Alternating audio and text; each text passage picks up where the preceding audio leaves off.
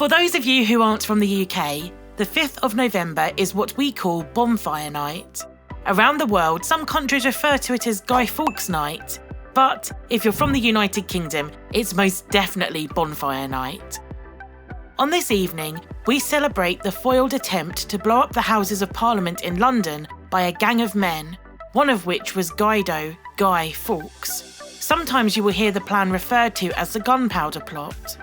In recent years, many towns have stopped burning an effigy of Guy Fawkes on the bonfire and instead chosen to go for other hated political figures such as Nigel Farage or Donald Trump. In essence, Guy Fawkes was arrested while guarding explosives the plotters had placed beneath the House of Lords. The Catholic plotters had intended to assassinate Protestant King James I and his parliament. Celebrating that the king had survived, people lit bonfires around London. This all happened in the year 1605. A few months later, the observance of 5th of November Act mandated an annual public day of thanksgiving for the plot's failure. Within a few decades, Gunpowder Treason Day, as it was known, became the predominant English state commemoration. We now call it Bonfire Night or Fireworks Night, for obvious reasons. The actual story and other complex political and religious events that took place over the next century are well worth a deep dive. But for the purposes of this short video, let's just say many Scottish people enjoy the bonfires, fireworks and general community that comes with the events of November the 5th. It's my opinion that this could be as much to do with historic religious tensions as it is to do with the ancient social history of the bonfire itself. Since prehistory, the many races that inhabited Scotland used fires as communal settings for important events. For example, a special type of fire was once lit across Scotland in a ritual designed to blast away disease, distress, and summon good fortune.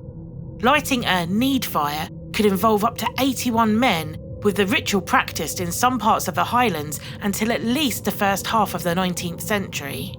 The fire was lit using 2 pieces of wood and friction, and its most basic form, 2 sticks, one pointed and one bored with a hole. The need fire ritual was also lit across Europe and even Russia. These need fires were particularly prevalent when cattle were attacked by an illness said to have been conjured by a demon or a witch.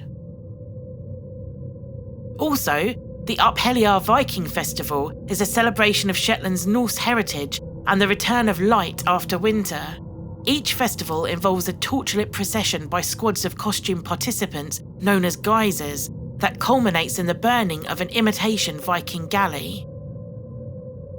This year's bonfires near me were certainly big and well attended on my housing estate, although a couple of notable ones were missing.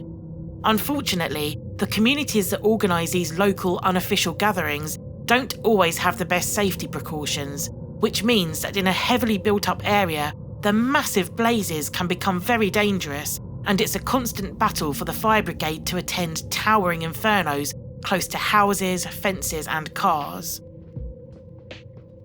A few years ago, there was a major gas leak that had an exclusion zone across my road and beyond.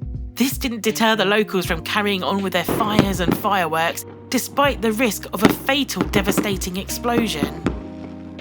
Bonfire materials such as old wood, mattresses, old furniture and cardboard are usually gathered in the weeks leading up. Then on the day itself, select people, who have usually taken part for many years, start to build the bonfires and organise a general start time. Often it's as the sun goes down, which can be as early as 4:30 in the afternoon. In my video, you'll see groups of people drinking and having fun, stoking the fires and chatting to their neighbours.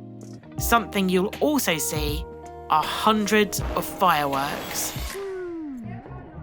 When I was growing up, we were told that these represented the explosions that would have happened if Parliament blew up. Here in Cumbernauld, some people throw caution to the wind and run around holding rockets, Roman candles and poppers in their hands, letting them go off in all directions. Since moving here over a decade ago, I still can't get used to the wild atmosphere on Bonfire Night. It reminds me of Mischief Night or The Purge, where groups of people in dark hoodies drinking Buckfast roam around the streets, some even riding dirt bikes through the main footpaths, looking for the next bit of firework and fun to attend. Whatever your personal thoughts are, you can't deny that the 5th of November in my neighbourhood is a primal melting pot of ancient traditions and modern wild abandon.